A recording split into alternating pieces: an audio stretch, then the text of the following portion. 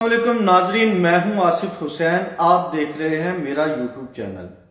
Allah is one, he neither begets nor is born nor is there to him any equivalent. ناظرین، آج کے vlog میں ہم جس شخصیت کے بارے میں بات کرنے جا رہے ہیں وہ داماد رسول ہیں، شیر خدا ہیں، حیدر کرار ہیں، حضرت حسن حسین رضی اللہ تعالیٰ عنہ اجمعین کے والد محترم ہیں. ناظرین، یوں تو آپ کی شجاعت، بہادری، حکمت اور بصیرت کے بہت سے واقعات ملتے ہیں، لیکن سب سے اہم واقعہ جو ہمیں اور ہماری نسلوں کو معلوم ہونا چاہیے وہ آپ کی بہادری کا وہ واقعہ ہے جو آپ نے مرہب کے ساتھ جنگ کی. مرہب وہ شخص تھا جو 1000 کے مقابلے میں اکیلا باری تھا. ناظرین، جب قلعہ خیبر کو فتح کرنے کا وقت آیا، مرہب نے خندق کراس کر کے مسلمانوں کے لشکر کو للکارا اور آواز دی کہ میری ماں نے میرا نام مرہب رکھا ہے اور میں اتنا بہادر ہوں کہ مجھ سے موت بھی ڈرتی ہے. کون ہے جو میرا مقابلہ کرے گا؟ ناظرین، آپ صلی اللہ علیہ وسلم کے لشکر میں سے حضرت علی رضی اللہ تعالیٰ عنہ فوراً کھڑے ہوئے. آپ صلی اللہ علیہ وسلم نے اشارے سے منع فرمایا، آپ بیٹھ گئے. تو مرہب نے پھر للکارا کہ میرا نام مرہب ہے، میری ماں نے میرا نام مرہب رکھا ہے، مرہب سے موت بھی ڈرتی ہے. کون ہے مسلمانوں کے لشکر میں سے جو میرا مقابلہ کرے گا؟ تو حضرت علی رضی اللہ تعالیٰ عنہ پھر سے کھڑے ہوئے. تو نبی پاک صلی اللہ علیہ وسلم نے اشارے سے منع فرمایا. ابھی آپ نے حکم نہیں دیا تھا کسی کو، تو آپ نے اشارے سے منع فرمایا.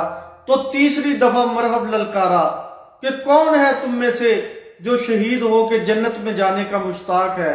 میری ماں نے میرا نام مرہب رکھا ہے، موت بھی مجھ سے ڈرتی ہے.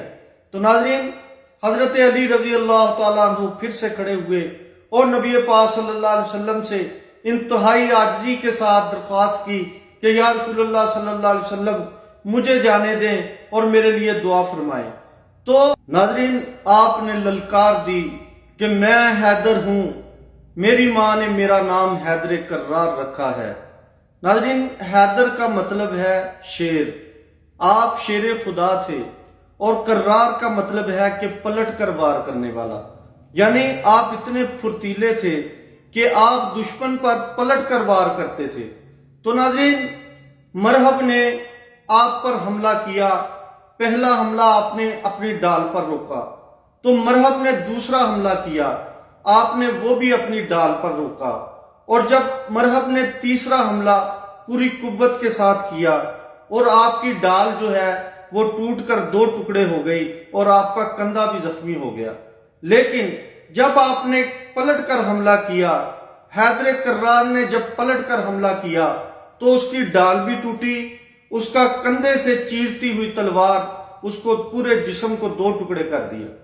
تو آپ آگے بڑھے اور اس کے سینے پر قدم مبارک رکھا اور فرمایا کہ یہ ہے پتھر کا پجاری اور میں ہوں اللہ کا شیر حیدر کرار، ایک اللہ کو ماننے والا. تو ناظرین، اللہ تعالیٰ نے آپ کے تھرو، آپ کے ذریعے سے وہ خیبر کا قلعہ فتح کروایا. جو مرہب تھا یہ 100 سے زیادہ لڑائیاں لڑ چکا تھا اور یہ 1000 کے لشکر پر اکیلا باری تھا.